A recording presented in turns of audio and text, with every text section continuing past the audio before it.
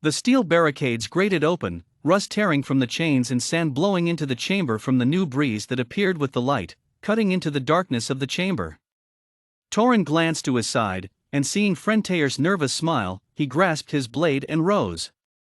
The light reflected weirdly off the bronze blade, weak by usual standards, but made unbreakable by the combination of the diamond in its hilt and the magic of his heritage. The handle stretched the length of his arm, half spear, half sword. A deadly weapon and a perfect match for Torin, whose heritage was also divided. Swinging the weapon in an arc over his head, he stepped out to the warm sands, feeling each grain beneath his bare feet. He didn't see Frentair follow, but his friend was a Halig, a mammoth man, and Torin heard the heavy steps, even muffled by the sand. Opposing them stood another duo, also just stepping out of a similar chamber, also feeling the warm sands and taking in the cheers of the crowd. The smell of spilt ale, sweat and blood, formed the previous fights. The first of the duo, a red-haired dwarf, wielding a battle hammer that shimmered in the sun as though it were made of silver, stepped forward. He raised his arms above his helmet, cheering to the crowd. Behind him was a truly rare sight, Labradite, a creature of illusion, holding a thin knife of what Torin could only guess was Labradorite. It appeared dark and glassy until the sun hit it, and then it blew up into the most beautiful colors Torin had ever seen, shades of blue brighter than the sky ever were, and even yellows more vibrant than the most lustrous flower. The creature twisted to its side, angling itself in the sun, and even with Torin's enhanced vision, it was hard to pinpoint its silhouette. Suddenly, Torin's thoughts centered, as on the central pillar, Togger Hornchip bellowed for silence as Frentair's hand gripped hold of Torin's shoulder, steadying his nerves, and reminding him he wasn't facing this alone. "Greetings, warriors," his voice carried for miles, and Torin expected it could be heard as far as the walled city of Grenton, beyond the edge of the scar.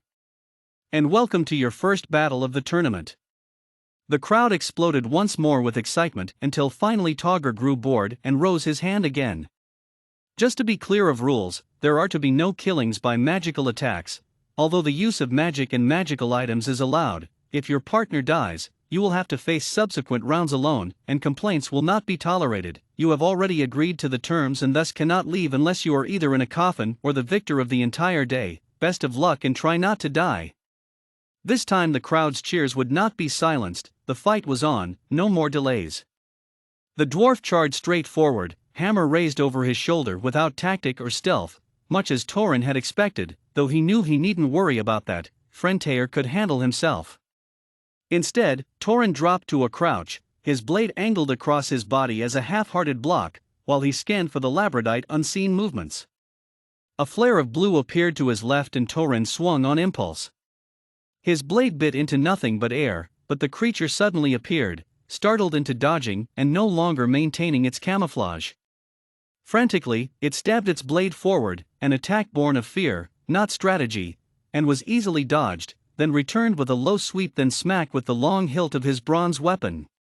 The Labradite went flying back, its jaw clearly cracked, but still, the creature rose, once more angling itself to catch the sun and disappearing completely from sight, except the slight imperfections around its jaw for the cracks, imperfections Torin's adrenaline-fueled eyes failed to spot. Torin swung when he thought he heard movement, but found himself overextended and off balance, and was subsequently rewarded with a kick in the ribs. He fell to the floor, sand and grit finding its way into his nose and mouth, as well as grazing into his cheek. He twisted and made a block with his sword spear, a block that would stop a swing from a sword or an axe, but not an agile jab from an invisible knife. The blade found its way to his stomach, causing Torin to fold in on himself. Then suddenly the blade was out and sliced his hand, causing him to lose grip on his hilt, and scramble back, with only one hand to hold his weapon, the other leaving a trail of red across the barren floor. His eyes fluttered shut, and Torin reverted to his ears, swinging at any slight sound, but careful not to overshoot his swings, keeping his blade close, very much on the defensive. Despite this, he still felt the stab of the knife, completely different angles each time, once in his back, once in his calf, but never anywhere fatal. The sick creature was toying with him. Finally, he noticed a slight shift in the sands, and stabbed directly at the spot, feeling his blade dig lightly into the beast's flesh. Then he turned, seeing a few cracks in his vision before the knife found his inner elbow, and he dropped his weapon. This is it, he thought, this is how the great Torin the Divided dies. Suddenly he noticed his vision appeared cracked again, and remembering the hit he made earlier, he flung his injured hand out at the disjointed area, feeling it hit hard against the creature's head, barely phasing it, and certainly injuring his hand more than the labradite. Despite this, Torin still smiled. Through the labradite's mirage he saw Frentair charge, his huge axe held high, eyes set on the bloody smear Torin had left on the creature's face.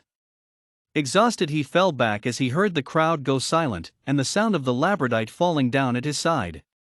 The noise of the crowd was overwhelming, the glare of the sun blinding, and the smell of his own sweat mixing with the irony scent of his blood made his noise cringe. And yet above all else, the pain of the sand-covered cuts bit into him deeper than any wound. And with these feelings, Torin couldn't even relax, couldn't celebrate, couldn't even pretend to be relieved. "We won, Torin!"